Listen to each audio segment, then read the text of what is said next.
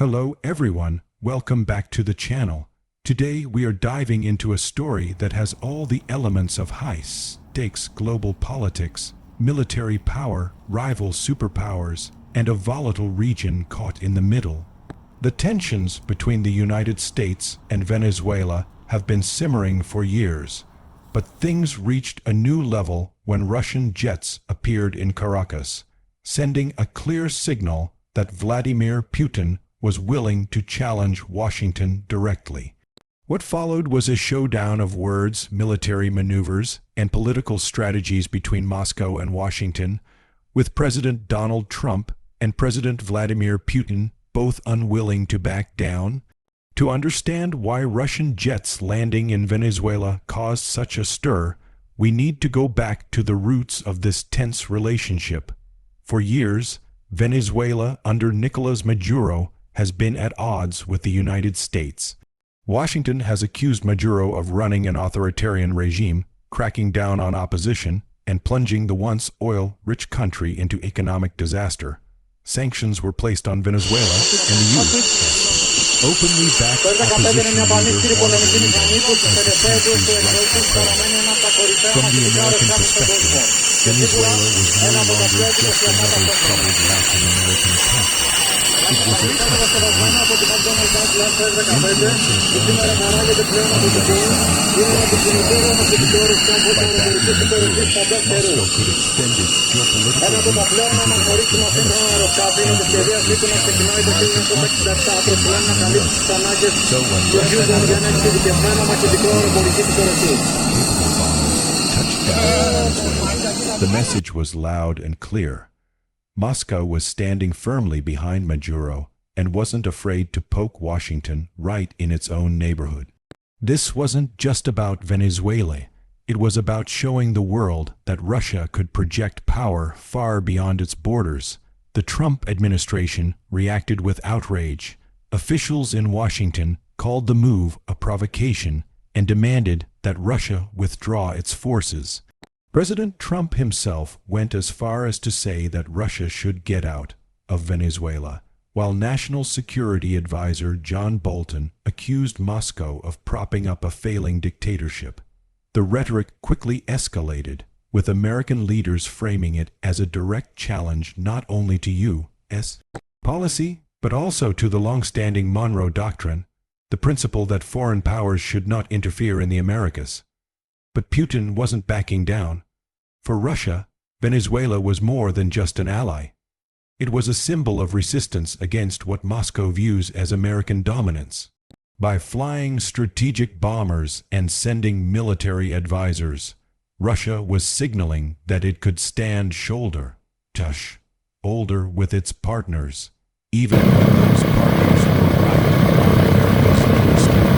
In many ways, it was a geopolitical chessboard, one that forced the United States to escalate further risk in its own sphere of influence. As tensions grew, the world watched closely. The presence of Russian jets in Venezuela wasn't just symbolic, it carried serious military implications.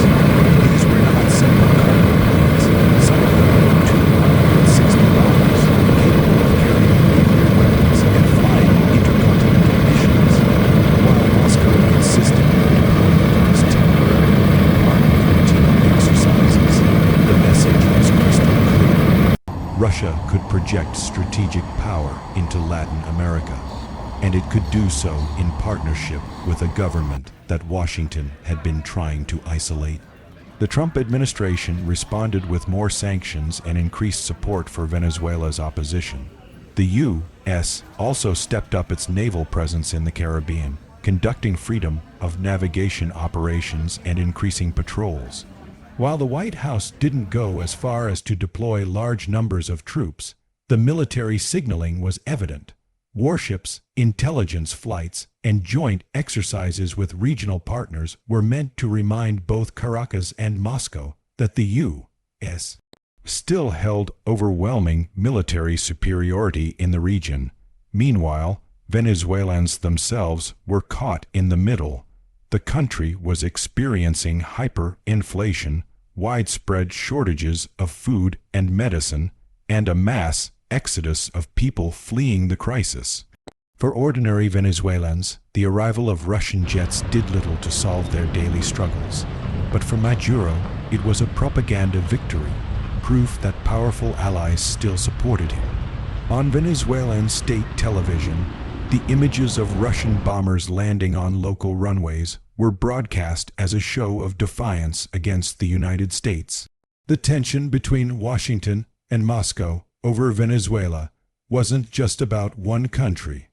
It reflected the broader global rivalry between Trump and Putin. While the two leaders often exchanged both sharp criticism and surprising compliments, moments like this highlighted the fundamental clash between American and Russian worldviews. For Trump, Venezuela was an example of resisting socialism and asserting U.S. dominance in the Americas. For Putin, it was a chance to expand Russia's influence and prove that Moscow could defy Washington, even in its traditional sphere of power. Internationally, the deployment sparked mixed reactions. Some Latin American nations aligned with the U.S. condemned Russia's involvement, warning that it risked escalating an already unstable situation. Others, particularly countries with anti-U.S. leanings, praised Moscow's support for Maduro, seeing it as a balancing force against Washington. The episode once again showed how Venezuela had become a stage for global power competition, far beyond its own borders. Behind the scenes, intelligence agencies from both countries were carefully monitoring the situation. American surveillance flights tracked Russian movements, while Moscow kept a close eye on U.S. military activity in the Caribbean. Analysts warned that even a small miscalculation, such as a military exercise going wrong or a clash at sea, could escalate into a direct confrontation.